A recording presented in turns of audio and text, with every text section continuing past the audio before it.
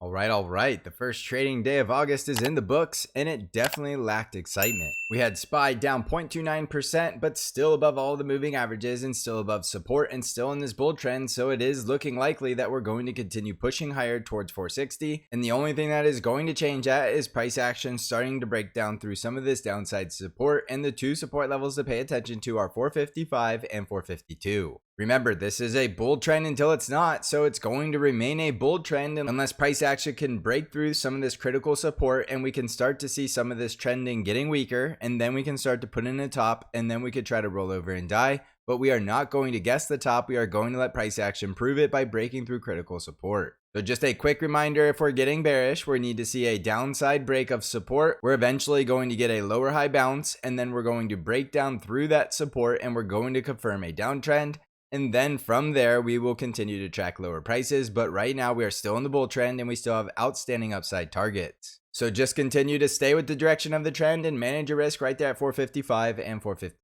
On the NASDAQ 100 triple Qs, we were down 0.23% today, and I still have the same exact target up there at 393 as long as we're in this bull trend with the price action above all the moving averages, and the resistance levels to pay attention to are still 383 and 387. It's likely if we are still in the bull trend, which it looks like we are, that this is the higher low before the next higher high, and the next higher high target is 393, and then above that, if we continue higher, then we're going all the way back to the previous all-time high. The critical support to manage risk from is down here right around 374, and then if we break 374, we are likely losing this bull trend, and then we'll be tracking a downside target that's somewhere down there right around 367, and our lower high is likely going to be the rejection right around 383. However, we can't assume that's going to happen because we still have the bull trend and price action still above support. So the best probability and the best odds are still higher prices towards our price target at 393. On the Dow Jones, we were up 0.18% today, and we have another 52-week closing high, and we're still holding this breakout above 353, and the upside target is still up there at 360, so nothing has changed, and we still have the bull trend and the bullish price action. Manage your risk right here at the breakout at 353, and if we break below that, we have a gap to fill just below 350. On the Russell 2000 IWM ETF, we were down 0.46% today, and price action still above all the moving averages, and we still have the bull trend, and intraday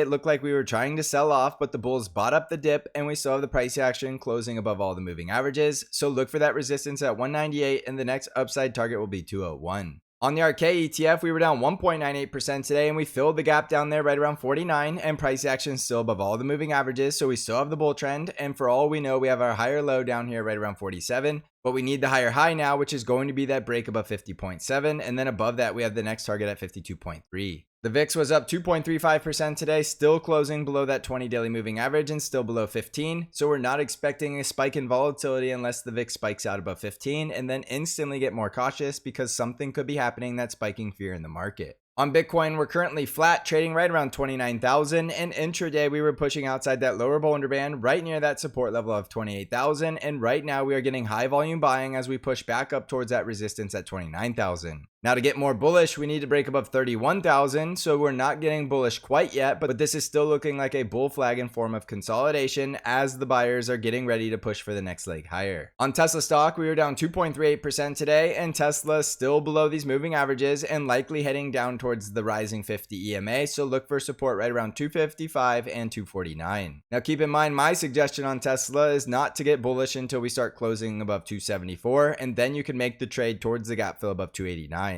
Just a lot simpler to wait for the bull breakout and not get caught in a falling knife scenario, because this falling knife still could be heading lower towards the gap fill at 235. On Apple stock, we were down 0.43% today, and price action still above all the moving averages as we continue to push back towards that price target at 197.5, and above that we're likely looking for the nice whole round number of 200. We're staying bullish in Apple as long as we're above 194, and then if we break 194, look for the gap fill just above 191. So jumping back over to the S&P 500, nothing changed with today's price action. We still have bull trends across all of the indices. So I continue to tell you this is a bull trend until it's not, which means price action needs to break out of the bull trend by breaking through critical support before we say this bull trend is ending. It's very difficult to call a top in a bull trend, and it's very difficult timing when the market will go through a correction. So you're much better off just having a disciplined approach and managing risk around these critical levels, and then trading what the chart gives you instead of trying to worry about what you want the chart to be doing. Just trade what is currently on the chart and manage risk around the current levels that price is above or below, and then place your trades accordingly. If you get in the habit of this disciplined approach, you're not going to care whether the market's going up, down, or sideways. You're always going to have a trade plan that's ready to act, and you're just going to be a much more disciplined and profitable trader. If you want to come crush this market, consider joining Bank Trade Alerts or the Stocks Channel Discord server. You can find out how to join either service by clicking on the links in the description of this video. So thank you for watching, everybody. I hope you're crushing this market.